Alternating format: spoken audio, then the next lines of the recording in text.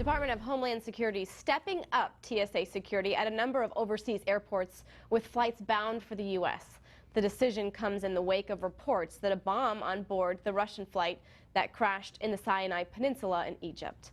Former CIA Director Ambassador James Woolsey has been following the investigation, and he joins us now. Ambassador, thank you so much for bringing your expertise to this issue.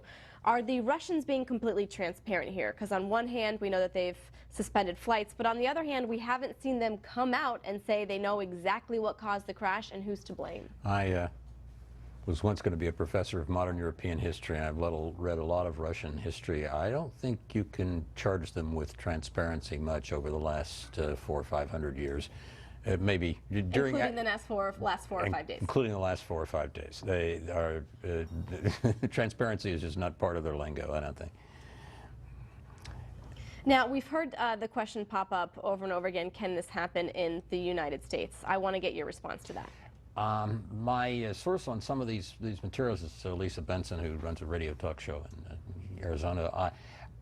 She's been looking at this for a year plus, and the bottom line, I think, is that we have loosened up on the requirements for being considered to work in an airport. A baggage handler, for example? Well, baggage handler, or in some immediate cases, janitorial services, custodial services, anything that gets you in the building and in or near the planes.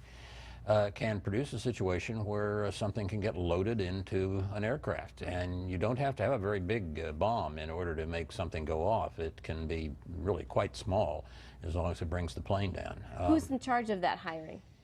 Well, each individual airport authority, I suppose, in one way or another, and one of the things that's happened is that people are not being vetted.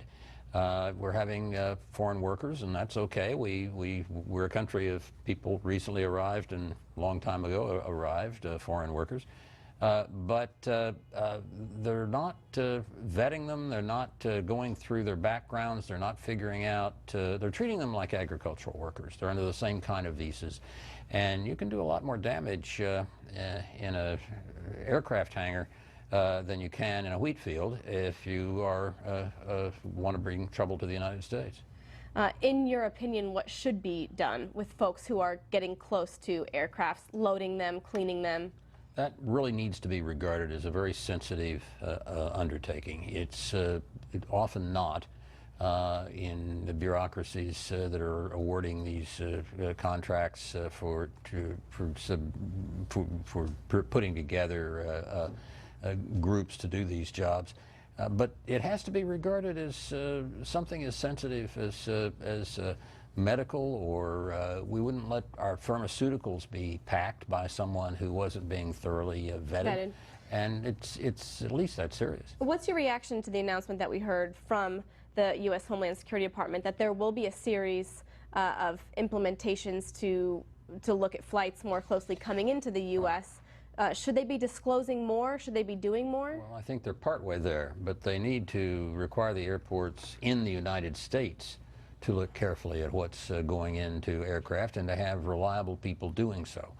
Because it's not just flying from outside the United States to inside the United States that is risky.